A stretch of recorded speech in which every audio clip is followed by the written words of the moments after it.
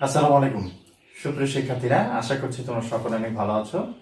তথ্য ও যোগাযোগ প্রযুক্তি বিষয়ে সংখ্যা পদ্ধতি ও ডিজিটাল ডিভাইস চ্যাপ্টারটির দ্বিতীয় পর্বের ক্লাসটিতে তোমাদের সকলকে স্বাগতম জানাচ্ছি। আমি মোহাম্মদ মিরাজ হোসেন মুন, সহকারী শিক্ষক, তথ্য ও যোগাযোগ প্রযুক্তি, cantonment public school and college. আজকে আমরা যেটা পড়বো সেটি হচ্ছে যে সংখ্যা পদ্ধতিগুলো আমরা গত ক্লাসে আলোচনা করেছিলাম, সেই সংখ্যা পদ্ধতিগুলোর সংখ্যাগুলোর মধ্যে কিভাবে রূপান্তর ঘটে। তো আমরা সব মিলিয়ে প্রায় 10 ধরনের কনসেপ্ট অর্থাৎ রূপান্তর শিখব। এর মধ্যে আজকে প্রথম যে জিনিসটা আলোচনা করছি সেটি হচ্ছে আমরা আজকে আলোচনা করব। এর জন্য আমরা প্রথমে একটা সহজ সংখ্যা নিয়ে অর্থাৎ একটি পূর্ণ সংখ্যা নিয়ে কাজ করব। দেখা যাক এই পূর্ণ সংখ্যাটাকে আমরা কিভাবে বাইনারিতে রূপান্তর করতে পারি। ধরে নিলাম আমাকে 25 যে সংখ্যাটি আছে অর্থাৎ এই 25 সংখ্যাটিকে আমি বাইনারিতে রূপান্তর করব। তাহলে এই 25 সংখ্যাটা আমি লিখলাম।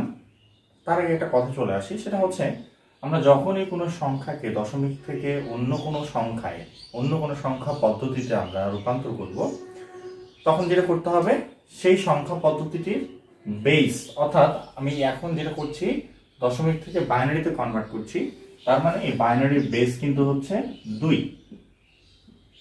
এর বেস হচ্ছে 2। এটা আমরা গত ক্লাসে আমরা এটা দেখেছি। তাহলে আমি যেটা বললাম সেটা হচ্ছে দশমিক থেকে আমরা যখন যে কোনো সংখ্যা পদ্ধতিতে রূপান্তর করব তখন তার বেসকে দিয়ে আমরা সেই দশমিক সংখ্যাটাকে ভাগ করব। তাহলে আমি 25কে যদি বাইনারিতে রূপান্তর করি, আচ্ছা এই প্রশ্নটা দশমিক থেকে বাইনারিতে রূপান্তরের প্রশ্নটা কিন্তু বিভিন্নভাবে এমসিকিউতে থাকলে তো উল্লেখ করা থাকতে পারে, অথবা আমি কিন্তু এটাকে এভাবে লিখতে পারি, দিয়ে আমি এখানে 10 দিতে পারি। এই 10টা হচ্ছে বেস, আর বেস যদি 10 হয় তার মানে বুঝতে হবে এই সংখ্যাটা একটা দশমিক। এখন এখানে যদি 10 না হয়ে এখানে যদি ধরে নিলাম এখানে 8 হতো, দুঃখিত, এখানে যদি 8 হতো তাহলে কিন্তু আমাকে বুঝতে হতো এটি একটি অক্টাল নাম্বার। তো যেহেতু এটি একটি দশমিক সংখ্যা তাহলে আমি ধরে নিচ্ছি এর বেস হচ্ছে 10, এবং আমাকে যদি বাইনারিতে কনভার্ট করতে হয় তাহলে এইভাবে একটা প্রশ্নবোধক চিহ্ন দিয়ে আমি কিন্তু এখানে এটা 2ও লেখা থাকতে পারে। আশা করছি আমার এই কথাটি তোমরা বুঝতে পেরেছ, অর্থাৎ আমি শুধুমাত্র প্রশ্নটা উল্লেখ করলাম যে এইভাবে প্রশ্নটা থাকতে পারে। তাহলে ধরে নেওয়া যাচ্ছে আমাকে কি করতে হচ্ছে, 25কে আমাকে বাইনারিতে কনভার্ট করতে হবে। তাহলে আমি সংখ্যাটা আগে লিখে ফেলি, হ্যাঁ 25, এবং এটা আমি কত দিয়ে ভাগ করব, 2 দিয়ে ভাগ করব। 2 দিয়ে ভাগ করতে গেলাম, দেখি কত হয়। 2 দিয়ে ভাগ করলে আমরা জানি যে 12 দুগুণে 24 হয়, তার মানে এখানে হবে 12। এখানে অবশিষ্ট একটা সংখ্যা থাকছে কিন্তু, তাই না, অবশিষ্ট 1 থাকতেছে। সেই অবশিষ্ট সংখ্যাটা আমরা টান দিয়ে পাশে আমরা লিখব, ঠিক আছে। এরপরে একইভাবে আবার পরের সংখ্যাটাকে আমরা 2 দিয়ে ভাগ করব। তারপর দেখা যায় কি 6 দুগুণে 12 হয় এবং ভাগশেষ থাকে না। এরপর আবার আমি যদি 2 দিয়ে ভাগ করি তাহলে আবার কি হয়, আবার কিন্তু 3 দুগুণে 6 হয় এবং ভাগশেষ হয় 0। আবার যদি আমি এটাকে 2 দিয়ে ভাগ করি তাহলে 2 একে 2 হয় এবং ভাগশেষ থাকে 1। এখন সমস্যা হয়ে গেল এই জায়গাটাতে, এখন আমি এখানে কি করব, তাই না। তো এখানে কি করব সেই জিনিসটা একটু বুঝিয়ে বলি। আমাদের এই জায়গাটাতে এটা কিন্তু ভাজ্য আর এটা হচ্ছে ভাজক, তাই না। আমরা কিন্তু ভাগফলটা লিখছি না, আমরা শুধুমাত্র ভাগশেষ লিখছি আর হচ্ছে গুণফলটা লিখছি। তাহলে আমি দেখতে পাচ্ছি এখানে ভাজ্য হচ্ছে আমার 1 আর ভাজ্য অর্থাৎ ভাজক হচ্ছে 2, অর্থাৎ ভাজ্যটা আমার ভাজকের থেকে ছোট হয়ে গেছে। দ্যাট মিন্স আমি যদি এইভাবে লিখি, তো এটা কিন্তু কোনো অবস্থায় কিন্তু 2 দ্বারা আমি কি করতে পারি না, এটাকে ভাগ দিতে পারি না। তাহলে একটা কাজ করতে পারি, আমি যেটা করতে পারি সেটা হচ্ছে 0 দিয়ে যদি আমি গুণ দিই তাহলে 2 0 0 কিন্তু হয়, তাই না, এবং ভাগশেষ কত চলে আসে, 1 চলে আসে, ঠিক আছে। তো আমরা এই কাজটা করতে পারি, কারণ এখানে দশমিক নেওয়ার কোনো অপশন আমাদের নেই। তাহলে আমরা কি করব, আমরা এখানে যেটা করব, এখানে আমরা যেটা করেছি যে এখানে আমরা ভাগফলটা দিব, অর্থাৎ এখানে কি হচ্ছে আমাদের যে ভাগফল যেটা সেটা হচ্ছে 0, আর এই যে অবশিষ্ট যেটা, এই অবশিষ্টটা হচ্ছে আমার 1। তো আশা করছি তোমরা এইখানকার যে ক্যালকুলেশনটা এটা তোমাদের বুঝে আসছে, ঠিক আছে। তাহলে আমরা যতক্ষণ না পর্যন্ত 0 আসছে ততক্ষণ পর্যন্ত কিন্তু আমরা কি করব, এই ক্যালকুলেশনটা কিন্তু করে যাব। এখন প্রশ্ন হলো আমাদের কিন্তু এই রূপান্তরের প্রক্রিয়া কিন্তু মোটামুটি কমপ্লিট। এটাকে আমরা কিভাবে লিখবো, তাই না? তো এটা লেখার জন্য মনে রাখতে হবে, আমরা যখন এই উত্তরটা লিখবো তখন অবশ্যই নিচের যে সংখ্যাটা, অর্থাৎ নিচের যে সংখ্যা, এটা হতে পারে 0 অথবা হতে পারে 1, যাই হোক না কেন, এটা কিন্তু এটার ক্ষেত্রে MSB, অর্থাৎ মোস্ট সিগনিফিকেন্ট বিট। আর উপরের যে সংখ্যা সেটা হচ্ছে কি LSB। তার মানে আমাকে উত্তর কিভাবে লিখতে হবে? আমি যদি উত্তরটা এখন লিখতে চাই, আমি চাইলে উত্তরটা কিন্তু আমি এখানে লিখতে পারবো। তাহলে আমি উত্তরটা লিখতে পারি এভাবে, এটাই ধরে নেওয়া যাক এটা উত্তর। তাহলে আমি কি লিখবো এখানে? উত্তর 1 অর্থাৎ 1 1 0 0 1, অর্থাৎ 1 1 0 0 1 দিয়ে আমি কিন্তু এখানে কি করতে পারি? বেসটা উল্লেখ করতে পারি। তাহলে আমার এটা কিন্তু দশমিক থেকে বাইনারিতে রূপান্তরিত হয়ে গেল। আশা করছি তোমরা এই সহজ সমাধানটা বুঝতে পেরেছ। এই সমাধানটা বুঝতে পারলে বাকি সকল কিছু আমাদের জন্য সহজ হয়ে যাবে। অর্থাৎ দশমিক থেকে অন্যান্য সংখ্যা পদ্ধতিতে সকল প্রক্রিয়া কিন্তু মোটামুটি একই রকম। তো আমরা সেগুলো করার চেষ্টা করব। এখন আমরা চলে যাব, এটা ছিল একটা পূর্ণ সংখ্যা, অর্থাৎ এখানে কিন্তু কোনো ভগ্নাংশ ছিল না, ফ্র্যাকশনাল নাম্বার ছিল না, তাই না? আমরা একটা চলে যাব কিভাবে একটা ভগ্নাংশ সংখ্যাকে আমরা বাইনারিতে রূপান্তর করতে পারি, সেটা এখন দেখব। আমি ধরে নিলাম 17.025। এটা একটা কি সংখ্যা? এটা একটা দশমিক সংখ্যা, ডেসিমাল নাম্বার। এবং এই সংখ্যাটাকে আমি কোথায় নিয়ে যাব? এখানে প্রশ্নবোধক চিহ্ন দিলাম, দিয়ে এখানে 2 দিলাম। এর অর্থ হচ্ছে আমাকে কোথায় নিয়ে যেতে হবে? আমাকে কিন্তু এটা বাইনারিতে নিয়ে যেতে হবে। তার মানে এগুলো কিন্তু বেস নির্ধারণ করছে, এবং এটা দ্বারা কিন্তু আমাদেরকে বুঝতে হবে যে কোন সংখ্যা পদ্ধতিতে থেকে কোন সংখ্যা পদ্ধতিতে আমি নিয়ে যাচ্ছি। তাহলে এখন যেটা করব সেটা হচ্ছে এই এই ভগ্নাংশ সংখ্যাকে আমাকে বাইনারিতে রূপান্তর করতে হবে। তবে এখানে মনে রাখতে হবে, যখন কোনো ভগ্নাংশ সংখ্যা থাকবে তখন কিন্তু আমরা 2টা অংশের কাজ করব। অর্থাৎ এই যে দশমিকের বামের যে অংশটা, অর্থাৎ রেডিক্স পয়েন্টের বামের যে অংশটা, সেটা একখানে কাজ করব, এবং ডানের অংশটা আমরা আরেক জায়গায় কাজ করব। তাহলে আমরা আগে 17টার কাজ করি। তো 17টার কাজ তো আমরা একটু আগে শিখেছি। কি করব? বেস 2 দ্বারা ভাগ করব, তাহলে কত হচ্ছে? 8 দুগুণে 16। আবার 2 দ্বারা ভাগ করব, 4 দুগুণে 8। আবার কি করব? 2 দ্বারা ভাগ করব, 2 দুগুণে 4। আবার আমি 2 দ্বারা ভাগ করব, 2 একে 2। আবার আমি 2 দ্বারা ভাগ করব, 0 দিয়ে 1। তাহলে আমার কিন্তু আবার এই 17টা কিন্তু খুব ইজিলি আমার এটা হয়ে গেল। এবং এটা মান কত? এটা ভ্যালু হচ্ছে আমাদের, আমরা জানি যে এটা হচ্ছে আমাদের MSB, এবং এটা হচ্ছে LSB। তো আমার এটুকুর কাজ শেষ। আমি যদি এখন চাই যে আমি শুধুমাত্র 17 দিয়ে আমি এটার উত্তর লিখব, এটাও আমি লিখতে কিন্তু পারি। অথবা আমি যদি চাই যে একবারে দুটোর উত্তর লিখবো, সেটাও সম্ভব। তাহলে আমার 17 কিন্তু আমার এই ভগ্নাংশ বা এই বাইনারি যে ভ্যালুটা, সেটা কিন্তু বের হয়ে গেছে। এখন আমি পরেরটাতে যাচ্ছি। পরেরটা হচ্ছে কি? পরেরটা হচ্ছে 0.25 বা 0.025। এইটাকে আমি কিভাবে বাইনারিতে রূপান্তর করব? তো এখানে আমরা দশমিকের পূর্বের যে সংখ্যাটা ছিল, পূর্ণ সংখ্যাটা ছিল, সেটাকে বাইনারিতে রূপান্তর করার জন্য আমরা যেটা করেছি সেটা হচ্ছে 2 দ্বারা ভাগ করেছি। কিন্তু ওখানে আমরা যেটা করব সেটা উল্টা করব। অর্থাৎ দশমিকের পরের যে সংখ্যা, সেটাকে বাইনারি রূপান্তর করতে হলে আমাদেরকে বেস দিয়ে গুণ করতে হবে। তাহলে বেসটা তো হচ্ছে কত? 2। 2 দ্বারা গুণ করব। তাহলে কত হচ্ছে আমার এখানে? আমি যদি গুণ করি তাহলে কত দ্বারা? এখানে 50। ঠিক তো? ঠিক আছে না? তাহলে এটা আমরা গুণ করতে থাকবো। কতক্ষণ গুণ করবো? যতক্ষণ না পর্যন্ত দশমিকের পূর্বে আমার 1 আসে। তাহলে আমি যদি এখন আবার এটা 2 দ্বারা গুণ করি, তাহলে কত হয়? 0.100। আবার যদি আমি 2 দ্বারা গুণ করি, কত হয়? 0.200। আবার যদি আমি 2 দ্বারা গুণ করি, কত হয়? 0.400। আবার যদি 2 দ্বারা গুণ করি, 0.800। আবার যদি 2 দ্বারা গুণ করি, তাহলে কত হয়? 1.600। তাহলে আমি দেখতে পাচ্ছি আমার কিন্তু দশমিকের বাম পাশে 1 চলে আসছে। আমি যদি এখানে স্টপ করি, এখানেই আমার কিন্তু শেষ করা যাবে। বাট আমি যদি চাই যে না, আমি এরপরে আরো গুণ করব, আমি আরো দেখতে চাই আরো কি সংখ্যা আসতে পারে, তাহলে আমি কিন্তু আবার কি করব, এই যে এটার সাথে 2 গুণ করব। 2 গুণ করলে কি হবে, এইটুকুর সাথে গুণ করতে হবে। 1600 সাথে 1.600 এটার সাথে করা যাবে না, কিন্তু শুধুমাত্র দশমিকের পরে যে অংশটা আছে এটার সাথে করব। তাহলে এইটুকুর সাথে যদি 2 গুণ করি তাহলে কত আসে, 1.200। দেখতে পাচ্ছি এই জিনিসটা আবার এখান থেকেই রিপিট হচ্ছে। তার মানে আমার কিন্তু পুরো সংখ্যাটা গুণ করার প্রয়োজন নাই, আর এরপর আর কোনো গুণ করার প্রয়োজন নেই।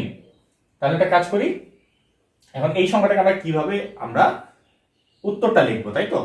এই উত্তরটা লেখার জন্য আমাকে যেটা করতে হবে, এই যে প্রথম যে রেজাল্টটা আছে এই প্রথম রেজাল্ট থেকে আমাকে নিচে একদম নিচ পর্যন্ত আমি যদি এখানে একটা টান দিয়ে দিই, এই যে দশমিকের পাশ থেকে যদি একটা টান দিয়ে দেই, তাহলে যেই সংখ্যাগুলো এখানে আসে সেই সংখ্যাগুলো মূলত আমার দশমিকের পরে যে সংখ্যা আছে সেটার উত্তর। তাহলে আমি উত্তরটা একটু লিখে দেখাই।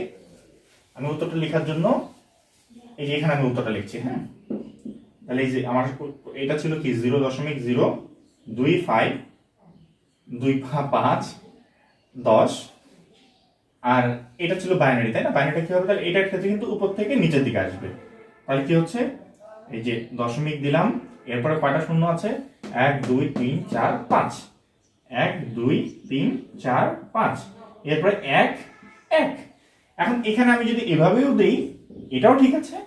আরো যদি বিশুদ্ধতা, আরো বেশি অ্যাকুরেসি আনার জন্য আমি কি করতে পারি, এখানে ডট ডট ডট ডট দিয়ে 2 দিতে পারি। তো এই ডট ডটের রহস্য কি, এই ডট ডটের রহস্য মানে এটা কি চলতে থাকবে, এটা কিন্তু ইনফিনিটি পর্যন্ত চলতে থাকবে, ঠিক আছে, বারবার রিপিট হচ্ছে। তার মানে আমি এখানে ডট ডট দিয়ে যদি 2 দিই তাহলে আমার কিন্তু এই ডেসিমাল থেকে আমার বাইনারিতে এটা রূপান্তর হয়ে গেল। এখন এই দুইটা রেজাল্টকে আমরা কম্বাইন করে লিখতে পারি।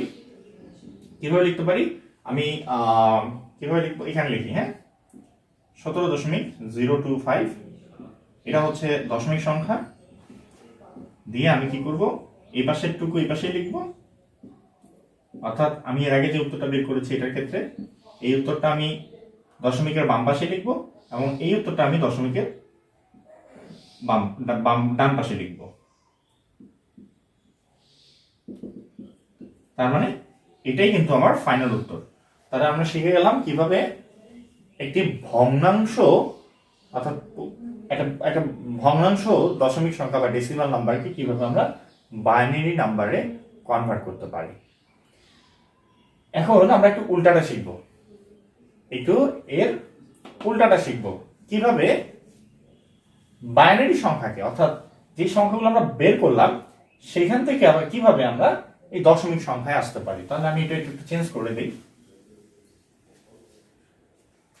তাহলে 2 নাম্বার পয়েন্ট আমি বলেছি যে আমরা 10টা শিখবো, এর মধ্যে 2টা হচ্ছে 2 নাম্বারে এখন আমরা আছি, সেটা হচ্ছে বাইনারি থেকে আমরা শিখবো দশমিক সংখ্যা। আমি এখানে শুধুমাত্র হিডিংটা লিখছি সুবিধার জন্য। তাহলে এখন আমরা শিখবো বাইনারি থেকে দশমিক সংখ্যা কিভাবে আমরা রূপান্তর করতে পারি। তাহলে যে কোনো একটা বাইনারি সংখ্যা নেই, আমি একটু সরাসরি বাইনারি সংখ্যা চলে যাই। প্রথমে একটা পূর্ণ বাইনারি সংখ্যা, অর্থাৎ হচ্ছে ইন্টিজার বাইনারি সংখ্যা নেই, তারপর আমরা ফ্র্যাকশন নিয়ে কাজ করবো। তাহলে ছোট্ট একটা বাইনারি সংখ্যা নিয়ে কাজ করি। ধরে নেই একটা বাইনারি সংখ্যা, আমি ইংরেজিতে লিখি সুবিধার জন্য, 1101। ধরে নেওয়া যাক এই সংখ্যাটিকে আমাকে কিসে রূপান্তর করতে হবে, আমাকে ডেসিমাল নাম্বারে রূপান্তর করতে হবে। তো আশা করছি আমার প্রশ্নের ধরনটা তোমরা বুঝতে পেরেছো, যে এভাবে যদি সংখ্যা দিয়ে বেস দেই তার মানে বুঝতে হবে যে এটা আছে বাইনারিতে কেননা এর বেস 2, এবং এটা আছে ডেসিমালে কেননা এর বেস হচ্ছে 10। তো এটা আমরা কিভাবে এটাকে আমরা দশমিকে রূপান্তর করব, তো এইটা মনে রাখতে হবে। এটা একটা টেকনিক হচ্ছে যে আমরা সকল সংখ্যাগুলো, এই যে বাইনারি যে সংখ্যাগুলো আছে এগুলোর সাথে আমরা 2 মাল্টিপ্লাই করে দেব এবং যোগ করব। আমি কি করলাম, সবগুলোর সাথে কিন্তু কি করেছি, সবগুলোর সাথে 2 মাল্টিপ্লাই করে দিয়েছি এবং এগুলো সবগুলোকে আমি যোগ করে দিয়েছি, এবং সব থেকে ডানে যেই 2টি রয়েছে এর পাওয়ার শুরু হবে 0 থেকে, 0 তারপরে 1 তারপরে 2 তারপরে 3। আমি আবারও বলছি, সব থেকে শেষে যেই সংখ্যাটি আছে তার পাওয়ার শুরু হবে 0 থেকে, নট 1 থেকে বা 1 থেকে না, কিন্তু জিরো থেকে শুরু হবে। এবং এর সাথে আরেকটা রিলেভেন্ট জিনিস তোমাদেরকে জানা দরকার, সেটা হচ্ছে আমরা জানি, আমরা 9-10-এ পড়েছি যে শক্তির যে চ্যাপ্টারটা, অর্থাৎ সূচকের যে সূত্রটা, সূচকের যে চ্যাপ্টারটা ছিল, সেই চ্যাপ্টারে আমরা পড়েছি যে কোনো সংখ্যার উপরে যদি জিরো থাকে তার মান কিন্তু হচ্ছে 1। এখন যদি ধরে নিলাম যে লগ, বা আমি ধরে নিলাম যে একটা সংখ্যা, ধরে নিলাম যে 10-এর উপরে জিরো আছে, তার মানও কিন্তু 1। এখন যদি হয় 2-এর উপরে জিরো আছে, তার মানও কিন্তু 1। আশা করছি এই জিরোর সূত্র কিন্তু তোমাদের বুঝে এসছে। তাহলে কি হয় এখানে, 0 2 টু দি পাওয়ার 0 এর মানে কি 1, আমি একটু আগে শেখালাম যে 2 টু দি পাওয়ার 0 মানে হচ্ছে 1। শুধু 2 এর উপর 0 থাকলে না, যে কোনো সংখ্যার উপরে 0 থাকলে সেটার মান হচ্ছে 1। তাহলে আমার কত আসতেছে 1 ইনটু 1। ভুলেও কিন্তু এই 2 to the power 0 is equal to 0 লেখা যাবে না, এটা কিন্তু মাথায় রাখতে হবে। এরপরে যে সংখ্যাটা আসে, এখানে দেখতে পাচ্ছি 2 এর উপরে 1 আছে, ভেরি গুড, তার মানে 2 এর উপরে একটা পাওয়ার আছে, মানে কি একটাই 2 নাকি। এরপরে এর সাথে কি আছে, 0 মাল্টিপল অবস্থায় আছে, আর 0 যেহেতু গুণ অবস্থায় আছে, তার মানে এর ভ্যালু হচ্ছে 0।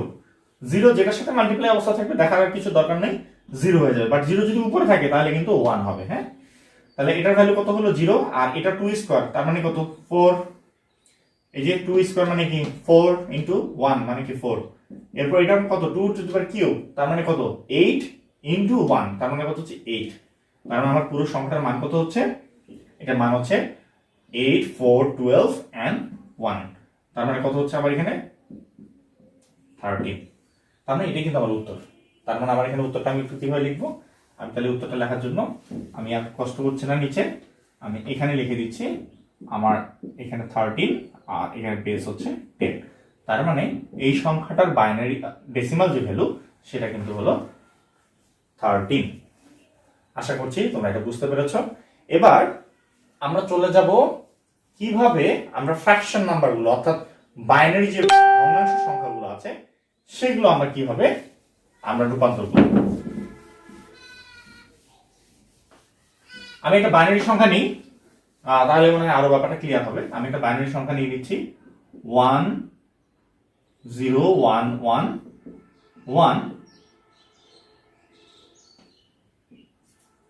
1 0 1 ইন্টু 1।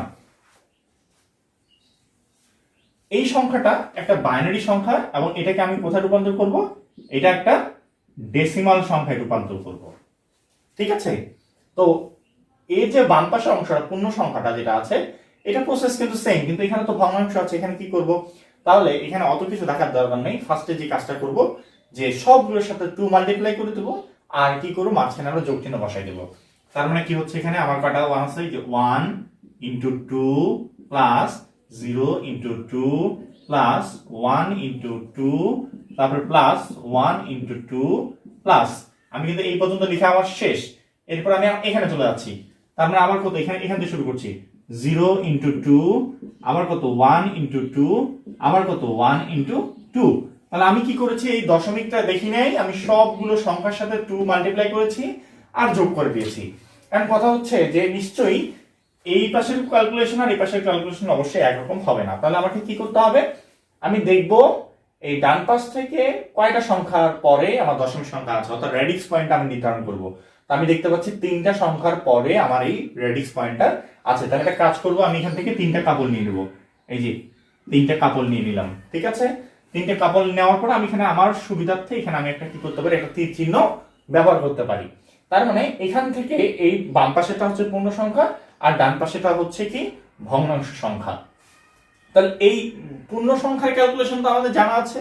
এখানে আমরা কি করব, 2 এর উপরে যেভাবে আমরা একটু আগে পাওয়ার আমরা দিয়েছিলাম, অর্থাৎ আমরা ঘাত দিয়েছিলাম, সেটা আমরা এখানে দিয়ে দিব।